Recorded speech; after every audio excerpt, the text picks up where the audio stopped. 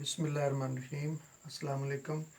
Physics class 10th unit number 11 lecture number 20। Previous lecture number 19 में हमने इसका and किया था आइडियल फ्रीक्वेंसी रेंज पे। आइडियल फ्रीक्वेंसी रेंज उसकी हमने डेफिनेशन पढ़ी थी।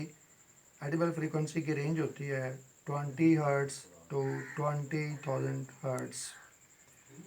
इसका मतलब ये था कि जो साउंड इस फ्रीक्वेंसी की रेंज में लाई करती होंगी 20 हर्ट्ज़ से लेके 20,000 हर्ट्ज़ तक, वो साउंड ऑडिबल है, यानी वो आम इंसानी कान जो है वो सुन सकता है।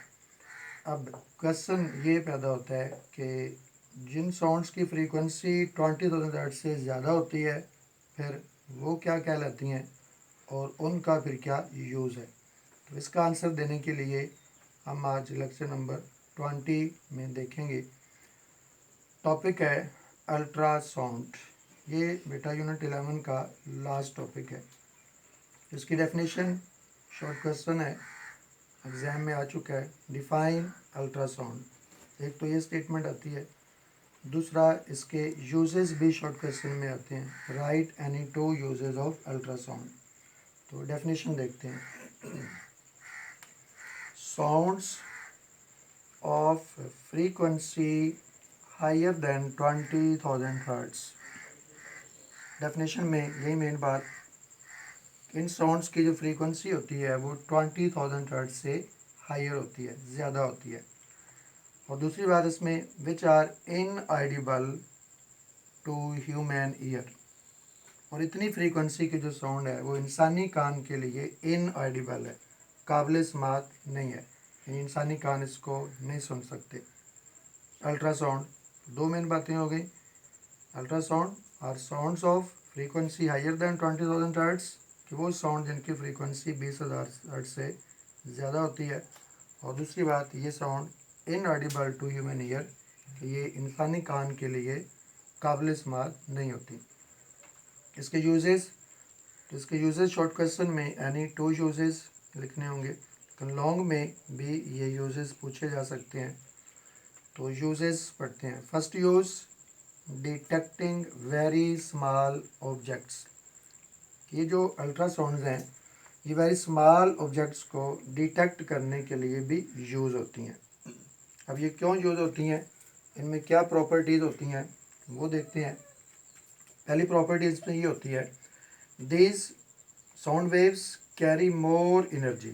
जो अल्ट्रासाउंड्स होती हैं इनकी एनर्जी बहुत ज़्यादा होती है। सेकंड, हायर फ्रीक्वेंसी, और इनकी फ्रीक्वेंसी अकॉर्डिंग टू डेफिनेशन वो भी बहुत ज़्यादा होती है। And third, very small wave length. In sound waves की वेव लेंथ वेरी स्मॉल होती है, और इसका फंक्शन होता है जितनी वेव लेंथ किसी वेव की स्मॉल होगी उतनी उसकी स्पीड ज़्यादा होगी और वो दूर तक मूव कर सकती है। ये जो तीनों प्रॉपर्टीज़ हैं, ये प्रॉपर्टी इसको इस काबिल बनाती हैं कि this can detect very small objects, detecting very small objects due to these 3 reasons: carry more energy, higher frequency, very small wave length। ये था फर्स्ट यूज़। सेकंड, इन medical field, ultrasounds medical field में भी use होती हैं। For diagnosis of disease, किसी disease को diagnose करने के लिए, बीमारी की शनाख्त करने के लिए। अब ये कैसे डायग्नोज होती हैं, ये नीचे वर्किंग बताई हुई है। Ultrasonic waves enter through transmitter device है। इस ट्रांसमीटर के थ्रू अल्ट्रासोनिक वेव जो हैं वो इंसानी बॉडी में एंटर की जाती हैं। Reflected differently by different organs, और डिफरेंट आर्गन्स के साथ ये रे स्ट्राइक करके ये वापस रिफ्लेक्ट होती हैं। दिस रिफ्लेक्टेड वेव्स एम्पलीफाइड, फिर इन रिफ्लेक्टेड वेव्स को एम्पलीफाई किया जाता है, बड़ा किया जाता है। And these amplified waves form an image, तो उससे उस आर्गन का इमेज बनता है। और इस इमेज से फिर हम उस बीमारी को, डिजीज़ को डायग्नोज करते हैं। डिटेक्ट डिफेक्ट इन आर्गन्स, और फिर इस इमेज से हमें पता चलता है कि कौन से आर्गन में डिफेक्ट है, और फिर डॉक्टर उसका ट्रीटमेंट करते हैं। ये था use in medical field. Remove blood clot, बड़ा इंपॉर्टेंट यूज़ है। Powerful ultrasound waves are used to remove the blood clots in arteries. Arteries में जो ब्लड क्लॉट्स बन जाते हैं उनको अब बाहर से रिमूव करना बहुत डिफ़िकल्ट होगा, तो उनको रिमूव करने के लिए भी अल्ट्रासाउंड यूज़ होती हैं। ये भी मेडिकल फील्ड में यूज़ हुआ। Next, for diagnosis purpose, diagnosis purpose के लिए भी इनको यूज़ करते हैं। और डायग्नोज जैसे हम पीछे पढ़ चुके हैं, तो बिल्कुल सेम वे से picture of thyroid gland, ultrasonic waves के थ्रू थायराइड ग्लैंड की पिक्चर ली जा सकती है।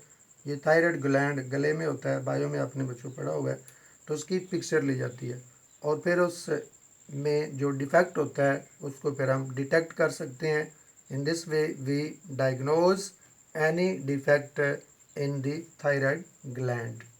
ये था फॉर डायग्नोसिस पर्पस। और फिफ्थ यूज़, सोनार। इसकी डेफिनेशन शॉर्ट क्वेश्चन है और इम्पोर्टेंट शॉर्ट क्वेश्चन है। व्हाट इज मेंट बाय सोनार?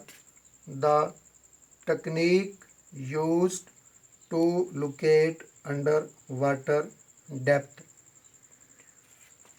ये एक टेक्निक का नाम है, technique which is used to locate under water depth, जिसमें हम क्या देखते हैं, वाटर की डेप्थ को चेक कर सकते हैं इस टेक्निक को यूज़ करके।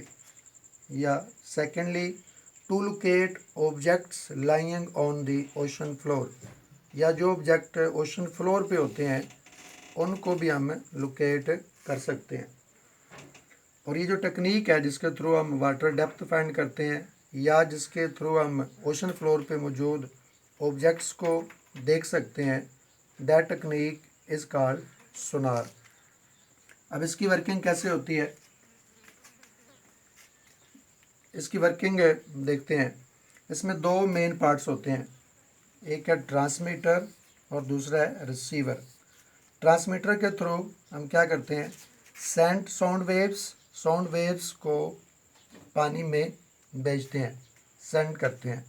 और रिसीवर के through we collect reflected sound, और रिसीवर के थ्रू हम रिफ्लेक्टेड साउंड को कलेक्ट करते हैं। ट्रांसमीटर के थ्रू साउंड को सेंड करते हैं और रिसीवर के थ्रू रिफ्लेक्टेड साउंड को हम कलेक्ट करते हैं।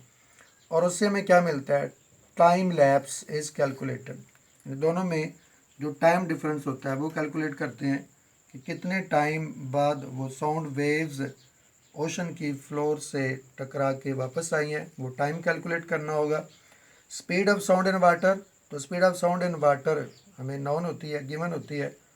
अब यहाँ पे दो चीज़ें आ गई हैं, टाइम आ गया और स्पीड आ गई, तो उससे हम डिस्टेंस फाइंड आउट कर सकते हैं easily by using the formula distance is equal to speed multiply by time. तो इसमें स्पीड और टाइम की वैल्यू पुट करेंगे तो इससे हमें मिलेगा डिस्टेंस। तो इस मेथड से हम उस वाटर की डेप्थ फाइंड आउट कर सकते हैं। यूज़ नंबर 6 है to check the cracks. Cracks को चेक करने के लिए भी अल्ट्रासाउंड यूज़ होती हैं, ये बड़ा इंपॉर्टेंट यूज़ है।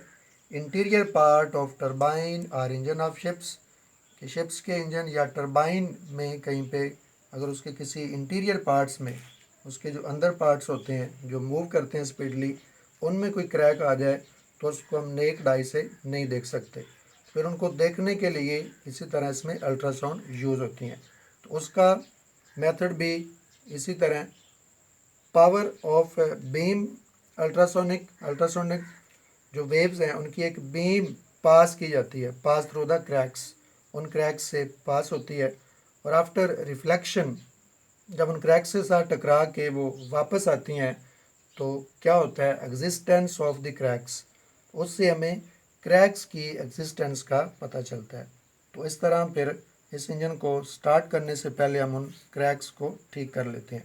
Last use, germs and bacteria in liquid destroyed. Liquid में, पानी में जो जर्म्स और बैक्टीरिया होते हैं उनको डिस्ट्रॉय करने के लिए, उनको मारने के लिए भी अल्ट्रासाउंड यूज़ होती हैं। ये थे इसके यूजेस। अगर लॉन्ग क्वेश्चन आता है तो उसमें इसके एटलीस्ट 4 यूजेस लिखने होंगे और शॉर्ट क्वेश्चन में एनी 2 यूजेस लिखने होंगे। तो आज का लेक्चर एंड हुआ और हमारा चैप्टर भी एंड हुआ। तो नेक्स्ट लेक्चर में हम इस चैप्टर के न्यूमेरिकल्स देखेंगे। अल्लाह हाफिज़।